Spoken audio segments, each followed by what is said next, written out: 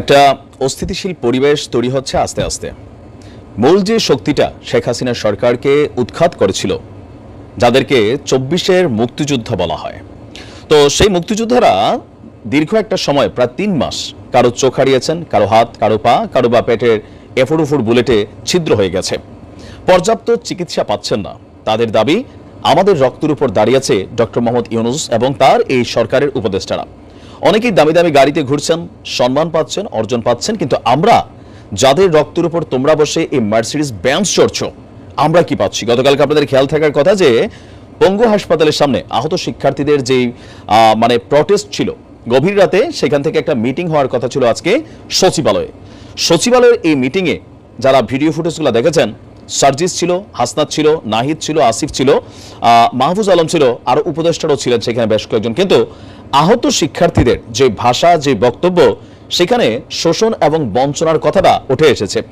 এর পাশাপাশি আহত এই মানে কি বলে ২৪-এর মুক্তিযোদ্ধা যারা দাবি করেন, তাদের মধ্য থেকে একজনকে উপদেষ্টা নিয়োগের এবার চাপ এসেছে। এখন এইটা কখন ঘটছে? যখন আজকে আজারবাইজানের রাজধানী বাকুতে অনুষ্ঠিত আপনার যে কনফারেন্স অফ প্যারিস 29 শীর্ষক বৈশ্বিক জলবায়ু সম্মেলনে যোগদান শেষে দেশে ফিরেছেন প্রধান উপদেষ্টা গতকালকে, আর এরই মাঝখানে দেশে চলছে এই অবস্থা। এর আগে ৩ জন যে উপদেষ্টা নিয়োগ, একজন তো আগেই ছিলেন মুস্তফা সরওয়ার ফারুকি, ইভেন আকিজ গ্রুপের যিনি কর্ণধার একজন আছেন শেখ বশির। তো ফারুকি বরাবরই মোটামুটি একটা কি বলা হচ্ছে কৌশলী ভূমিকা পালন করেছেন, আর সেই কৌশলী ভূমিকায় হুট করে আইসার 4টে স্ট্যাটাস দিয়া একজন উপদেষ্টা যদি হওয়া যায়, তাহলে হিরো আলমের দোষ কি, এমনটা অনেকে দাবি করছেন। আর ফারুকির উপদেষ্টা হওয়ার পরে বেসিক্যালি নানান অঙ্গনে এটার প্রটেস্ট, প্রতিবাদ চলছে। কিন্তু অন্তর্বর্তী সরকারের একজন খুবই গুরুত্বপূর্ণ মাস্টারমাইন্ড মাহফুজ, তিনি বলছেন যাদেরকে নিয়োগ দেওয়া হয়েছে খুব শীঘ্রই তারা তাদের যোগ্যতা, দক্ষতা প্রমাণ করবে, মানে তাদেরকে এই পদ থেকে অপসারণ করা হবে না। যদি রাস্তায় প্রটেস্ট করে, সেটা আইন শৃঙ্খলা বাহিনী হয়তো মানে ব্যালেন্স করবে। তো প্রধান উপদেষ্টা দেশে আসার পরপরই এই বিষয়গুলোকে তিনি যখন ফেস করছেন, কোথাও না কোথাও এইভাবে যদি ধরেন কন্টিনিউ একটার পর একটা ঝামেলা, অন্তত যাদের টিমটা বা যাদের মানে মূল যে টিমটা আছে, তাদের মধ্যে আবার 2টা টিম দেখলাম। কেউ বলছে ভাই এরা তো আমাদের সাথে ছিল না, এরা কই থেকে আসছে। একটা গ্রুপ হাত মিলাই ফেলছে, আরেকটা গ্রুপ বলছে আমরা হচ্ছি প্রকৃত 24-এর মুক্তিযোদ্ধা, সো আমাদের কথাগুলো মানতে হবে। উপদেষ্টা পদ নিয়ে এখানে একটা বক্তব্য চলে আসলো হুট করে। এরপরে আমরা দেখলাম যে 7টা দাবি তারা সরকারের কাছে রেখেছে। তো 7টা দাবি অবশ্যই তারা পাও না, কারণ যারা এখন এই রাষ্ট্রের সর্বোচ্চ ফেসিলিটিস দিচ্ছে, যাদের রক্তের উপরে, তারা এই ফেসিলিটিসগুলা অবশ্যই পাও না।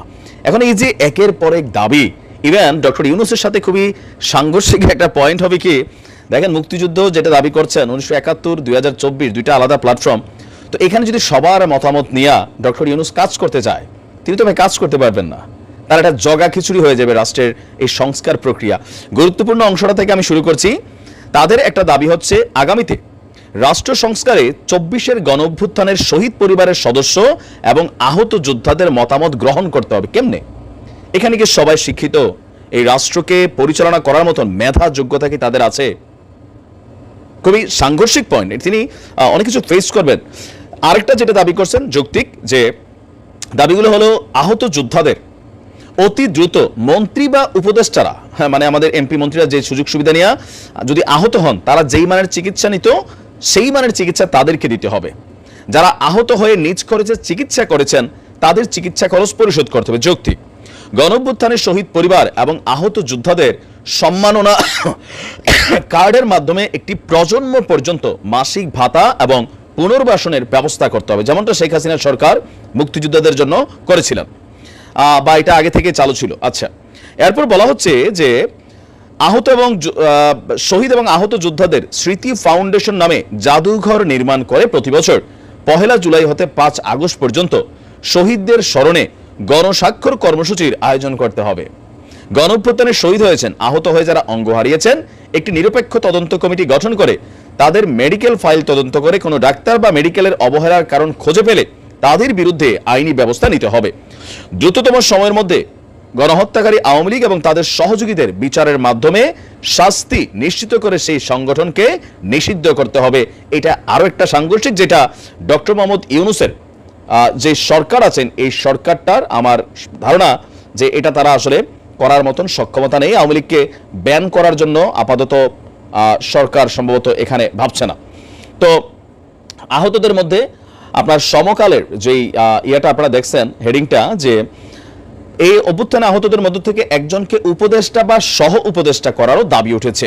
তবে এ নিয়ে রানিং যে উপদেষ্টারা আছেন তারা কোনো মন্তব্য দেননি। সচিবালয়ে স্বাস্থ্য মন্ত্রণালয়ের সভাকক্ষে আহতদের সাথে 6 উপদেষ্টার বৈঠকে এখানে 80 জন আহতদের সাথে 4:30টায় শুরু হয়ে প্রায় 2.5 ঘন্টা যাবৎ হট্টগোল, চিল্লাবাল্লা, মেজাজ গরম, এক গ্রুপ আর গ্রুপের সন্দিহান, বিশ্বাস অবিশ্বাসের দোলা খেলে গেছে কালকে সেখানে। এখন এই পরিস্থিতিগুলো গণমাধ্যমের বরাতে মানুষ দেখছে, দেখার পরে এগুলাতে কি হচ্ছে, বিভাজন হচ্ছে। আর এটার অবশ্যই পলিটিক্যাল ফায়দা বাংলাদেশ আওয়ামী লীগ নিবে, পলিটিক্যাল ফায়দা বিএনপিও নিবে। কারণ সমন্বয়করা যত দুর্বল হবে, অলরেডি জনপ্রিয়তা অনেক হারাই ফেলছে। ধরেন আজকে যদি বাংলাদেশে একটা স্মরণকালের বন্যা আবারও হয়, এই সমন্বয়করা যদি ঢাকা ইউনিভার্সিটি থেকে আবারও টিএসসিতে ত্রাণ কালেকশন করে, আমার ধারণা 1 কোটি টাকাও এদের হাতে কেউ দিবে না। এখন এই যে 3 মাসের মধ্যে এত পরিবর্তন কেন?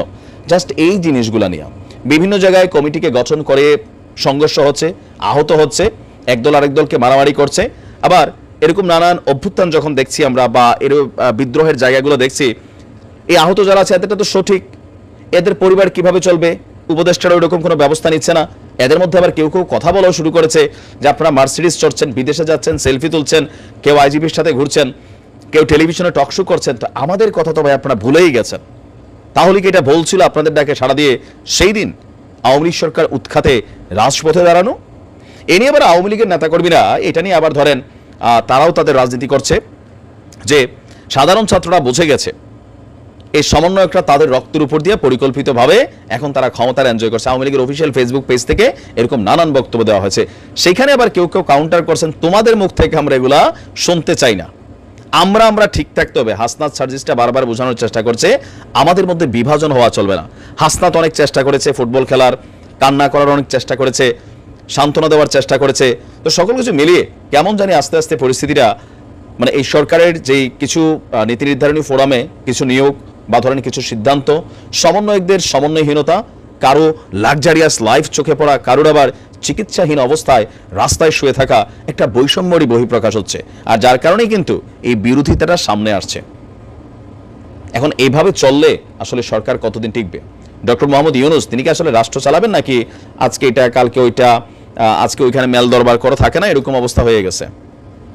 আস্তে আস্তে তিনি অনেক দিক থেকে আসলে চাপ ফিল করতেছেন। ওনার চেহারার হাসিটা সে একদম কেমন জানি একদম এলোমেলো হয়ে গেছে।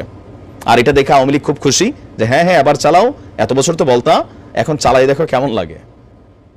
ভালো থাকুন, আসসালামু আলাইকুম।